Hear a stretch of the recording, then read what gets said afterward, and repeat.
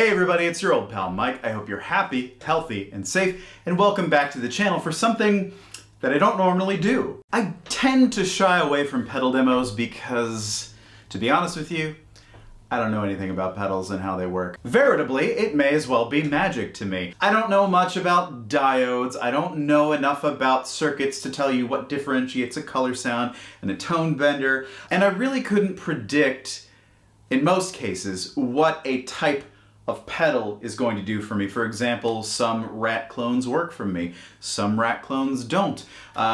Tube screamers, almost always, hate them. I don't like to hear any of my clean signal coming through, and that bugs me. Genuinely, I tend to come at pedals from the perspective of someone who's simply looking for a sound. I don't care so much what the circuit is.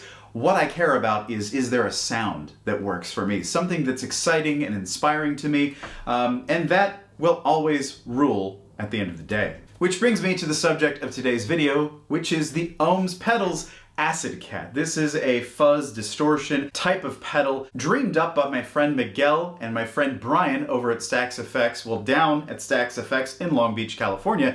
These are people who already make pedals that I like a lot, and this is their new venture as part of their pedal business, and they are good people. These are people that I actually know and love and trust and care about.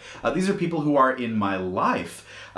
People that I know personally, I've been through stuff with. Like, this is not just, oh, a company sent me a thing and wanted me to put it on camera. Like, this is my friend's work, and I'm very excited to share it. So let's dig in to the Acid Cat, what it does, who it is, who it might be for, and I'm also going to switch to my Jazzmaster because, you know, I love this. This RevStar is fantastic, don't get me wrong, but I am always much more at home on a Jazzmaster than I ever will be on any other type of guitar. That is just absolutely, wildly true. Let's hear what this sounds like in comparison.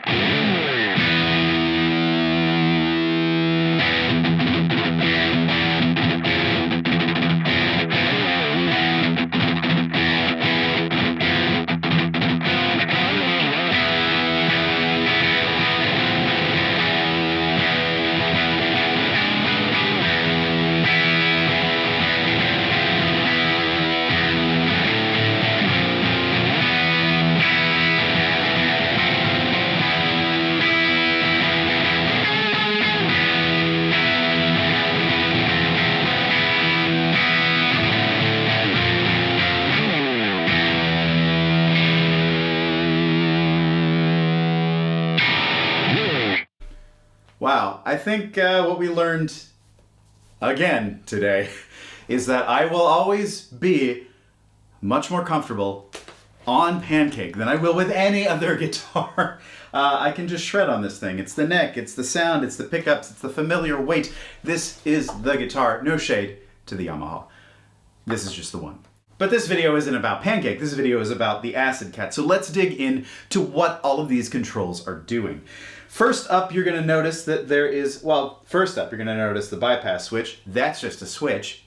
Ta-da! But next up, you're also going to see the minimally explained controls. There are letters and not words, and we're going to go through what each of those means. First thing I'm going to point out is the big dial in the center top, labeled V, stands for volume. That is your output volume, and there is a ton of volume on tap of this pedal. Listen to this. Let's hear my bypass signal. I'm running into the HX Stomp with a Park amp setting. I'm using Pancake, my 61 Jazzmaster that has a mastery bridge and a Curtis Novak JM Fat and JMV pickup combo. Otherwise, the wiring is completely original. 11 to 50 strings, Paul Frank strap with Geordie LaForge on it, Luigi on the back of the headstock. These are all important tonal considerations.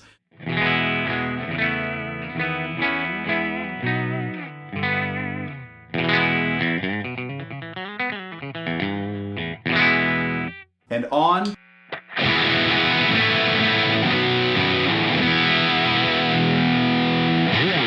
Let's just hear how much volume you can get out of this thing.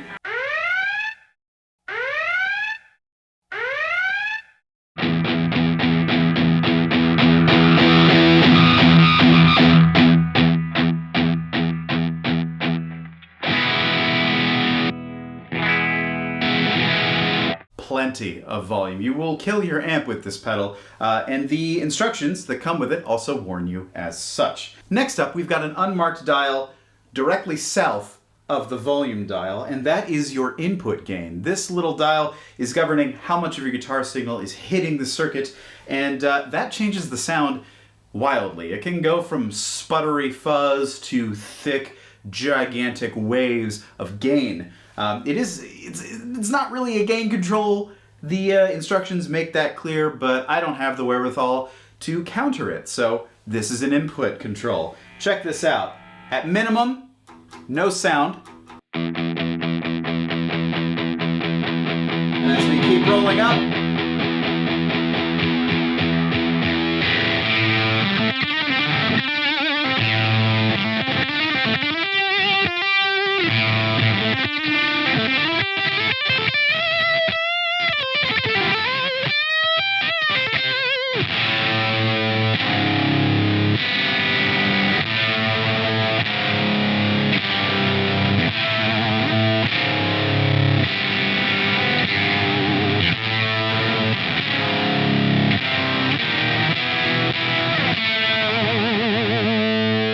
kind of sounds like it's going to implode on itself, and that's fun in its own right. Let's set that back to, what, about 2 o'clock, 3 o'clock? Is that where it was?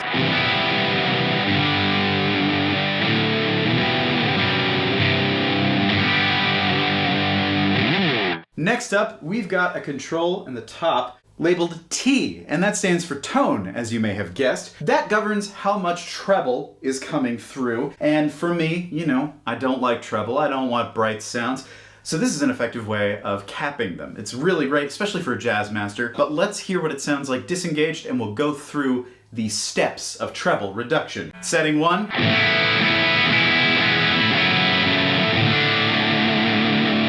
Setting 2.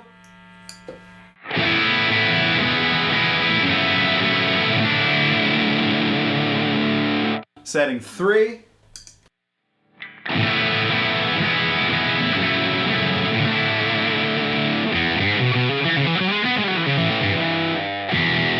On the other side of the volume dial, we've got a control marked F for fat, and that governs how much bass is hitting the circuit, and it's a very powerful tone-shaping device. Check it out. On a Jazz Master, position 1, as we have been the whole time.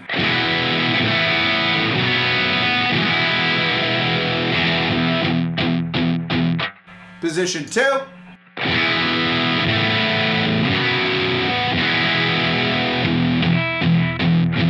Position 3.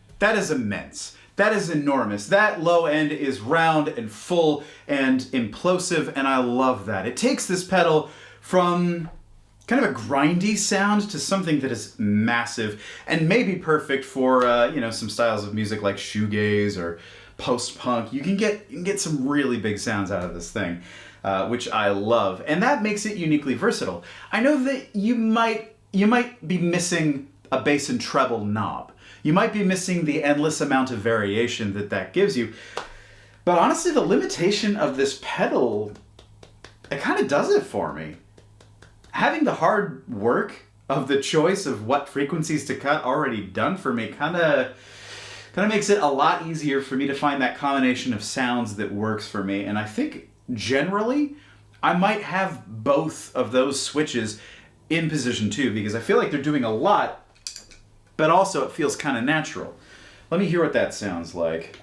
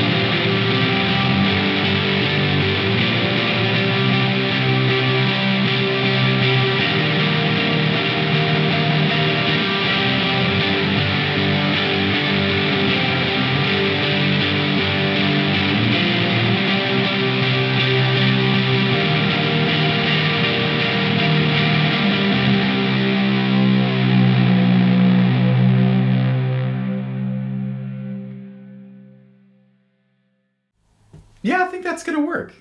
I think that's gonna do it for me. There's so many fuzz pedals out there, and so many pedals in general these days that, to be honest with you, I feel overwhelmed at times.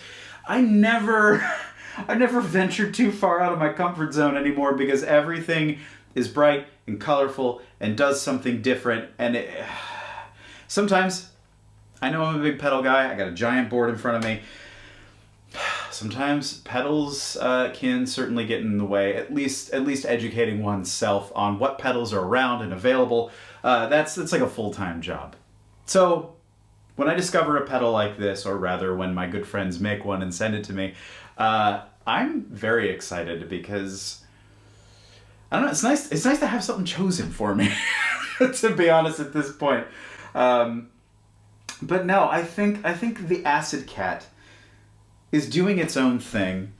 It can sound a little bit like a Big Muff. It can sound a little bit like a Rat in some ways. It's got its little niche, and I love that about it. It really is good, Brian and Miguel. Like, well done.